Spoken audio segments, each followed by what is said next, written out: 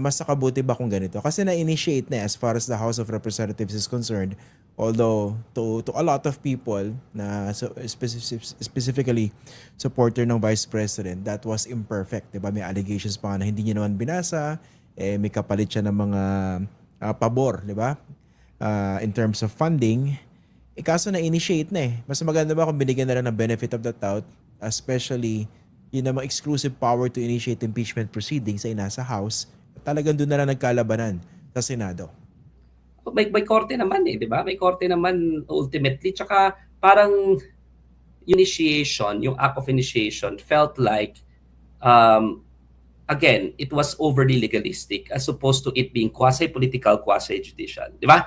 Important kasi yun eh, na bigyan mo ng elbow room and leeway yung sovereign representatives of the people, political representatives of the people, bigyan mo ng political, di ba, ng political space. And para ba dito, nawalan sila rin ng political space? Let's assume that this is, there is some sort of defect, di ba? Or it's, hindi defect eh. It's an imperfect word of initiation. Pero the political will of 200 plus representatives of the people, nawala na yung trust nila and confidence nila sa Vice President, and therefore she must face trial. Ganun lang naman yun, di ba? And everything else, if you have problems with due process, then go to court, di ba?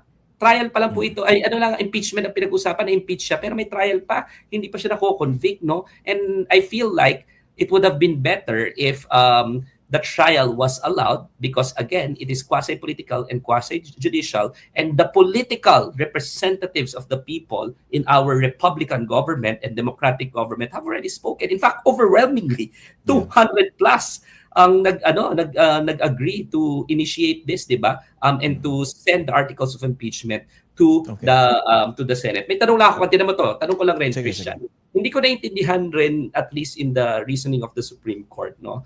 At this point in time, hindi ko pa makita yung reasoning and yung logic behind.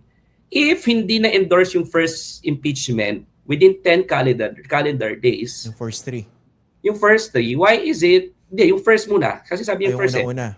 At least sa intindi ko dito sa resolution, dahil hindi na-endorse yan, why is it that automatically, or naaktuhan yan sa plenary, automatically second, third, and fourth are barred? Hindi ko naintindihan yun eh. In-assume na yung first ba automatically deemed endorsed to the Committee on Justice, di ba? And why is it that it's deemed endorsed? Di ba? Deemed na ipadala sa kalendaryo daw.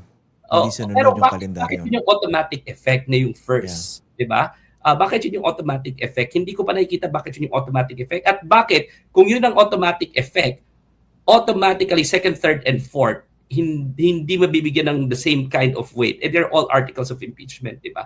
Parang sa akin lang talaga dito sa effect. And ang end effect nito, instead of treating the impeachment process as really sacred, no, it felt like it's now heavily politicized, and the accountability mechanism was instead frustrated. Nag-decide na yung House of Representatives na kailangan ng accountability mechanism na frustrate because of overly judicialized prescriptions on due process that are nowhere to be found explicitly in the Constitution, no? Yun nangyari, na-frustrate yung accountability mechanism instead of actually holding it sacred. At least that is the end effect, no?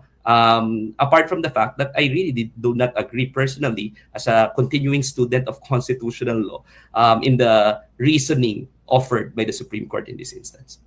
Okay. Ano naman, the other important question, ano yung effect nito or implications dito sa upcoming impeachment complaints, diba? Okay, mga impeachment complaints that might be filed in the future.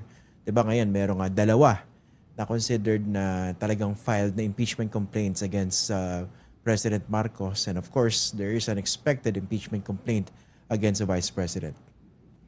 Well, siguro mas mag-iingat pa, pero sabi ko nga kung ini-expect kasi natin yung House of Representatives na alam nila lahat ng future prescriptions and how to count prescriptions by the Supreme Court. Diba? Kaya nga ang hirap Diba? Paano na to? Kung meron palang mga bagong rules na hindi naman part of the Constitution, nowhere else to be found, and the best the best one to actually mediate that is the House of Representatives as having the exclusive power. Yung pala, the Supreme Court can impose new ways to count or new ways to rule, 'di ba? Parang mga bago to sa amin, no? Bago to sa amin. So, I think yan yung nangyari dito sa first yan ang mangyayari doon sa mga future impeachments, no. Having said that, malinaw naman doon sa Leonen decision and Leonen resolution. In fact, sa resolution, may quotation sa taas, nakita mo? Walang hindi ibig sabihin nito exonerated si Sara Duterte. Hindi pinapawalang sala ng Korte Suprema si Sara Duterte. Yun ang unang-una, page 1 pa lang ha, quotation yun na at kinote niya yung sarili niyang decision. Inulit niya sa resolution na this decision does not exonerate Vice President Sara Duterte from the May tanong articles. ako dyan, Attorney Dino. Is that really important to say that? Kasi pwedeng ang dating niyan may pagka-defensive. Why do you have to say that? I think the Supreme Court, no, if I'm gonna give the benefit of the doubt to the Supreme Court, ayaw lang rin nila magamit na para bang sila yung nagpawalang sala kay Sara Duterte. Kasi hindi naman lahat ng tao, ako nga, nahihirapang basahin yung decision kasi hindi masyadong malinaw, no? Para sa akin, hindi maganda pagkasulat, no? Para sa akin lang naman yan. Kailangan pang linawin sana, kailangan mas simple sana yung pagkasulat. Pero yan na yan di ba? Iba naman style ng mga justices eh. Having said that, dahil hindi naman lahat ng tao babasahin yung desisyon, baka kasi maging impression ng tao is yung Supreme Court lang nagsabi hindi pwede ma-impeach si Sara Duterte. Di ba? So gusto siguro ipaintindi ng Korte Suprema right from the very start na pwedeng ma-impeach si Sara Duterte, hindi namin siya pinapawalang sala. It's just that meron kaming pinaniniwalaan na mga dapat sinunod ng House of Representatives bago nila trinanspit yung articles of impeachments. Now, are you saying it sounds like it's too defensive? Maybe it is. Maybe it is, and I will not deny that. Pero at the very least, malinaw na hindi pinawalang sala ng Korte Suprema si Sara Duterte sa lahat ng mga aligasyon sa kanya at sa lahat ng mga akusasyon sa kanya, at yung pong desisyon ng Korte Suprema is not a trial on the merits. It's not an adjudication on the merits. It was dismissed because of a technicality, supposedly, na gusto nilang i-follow ng House of Representatives kahit, with due respect po sa ating Korte Suprema, kahit wala naman yun explicitly sa ating saligang batas.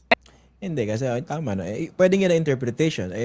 The same way na pwedeng interpretation, masyadong ginamit yung due process as an excuse to basically save the Vice President in this particular case.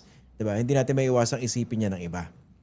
Masyado nakailam ang Korte Suprema to the point na nasagasaan na yung fundamental na trabaho sana, kahit imperfect itong institusyon ng Kongreso, nasagasaan pa rin yung kanilang responsibilidad. Well, with due respect, sa aking palagay, nasagasaan talaga ang responsibilidad at ang mandatong binigyan ng konstitusyon sa saligang batas, at saka with due respect rin sa Korte Suprema, nag-overly prescribe ng due process kahit na ang para sa aking pagkakabasa ng konstitusyon, yung due process dapat mangyayari sa impeachment trial, hindi sa initiation stage. Mangyayari dapat ang due process sa impeachment trial, hindi sa initiation stage. Yung initiation stage is quasi-political, quasi-judicial, pero largely it's also a political act by the representatives of the people. If they feel that the certain leaders are already dangerous to the nation, impeachable officials, then they can initiate that impeachment, and then at least based on the contemplation of the Constitution, based on my understanding, the due process will happen in the trial, not at the initiation stage. So bagong-bago ito eh. Wala pa po akong nakitang ganito kahit po sa mga ibang mga jurisdictions na overly nag-prescribe ng due process in the initiation stage of the impeachment trial. No? Yun po yung aking... Isang punto, di ba? Yung suggestion ng ibang mga eksperta sa batas dito to help the Supreme Court save face, no, dun sa unang decision nila, in doctrine of operative fact. Pero apparently hindi rin kinatigan, di ba? So ano yung implications yan? Nga para dun sa mga naguguluhan, yung doctrine of operative fact. Well, yung operative fact po siguro papayagan na lang nangyari yung isang aksyon dahil good faith naman ginawa. No? Ginawa ng isang ahensya. For example, nagsimula nga yung operative act doctrine na yan dun sa PDAF scandal, di ba? Priority Development Assistance Fund. Ang sinabi, na misallocate yung hindi unconstitutional yung PDAF, pero nagastos na yung pera at nagastos naman para sa taong bayan. So lahat ng mga nagastos na yon, andyan na yan, hindi na may babalik. Para sa taong bayan naman, that's already an operative fact. So, prospectively, sasabihin na lang, bawal na yung PDAF. Pero lahat na nagastos, okay na yan. Kasi good faith naman in-execute dahil hindi naman ganun kalinaw yung batas. No? In this particular case, hindi rin yung kinatigan ng Korte Suprema kasi anong sinasabi na dapat operative fact na yan kasi bago na good faith naman yung aksyon ng House of Representatives kasi wala naman lahat ng mga prescriptions ito sa Constitution, pati yung pagbibilang bigla na pinag-iba yung legislative days from sa calendar days, di ba? Wala naman itong mga ito.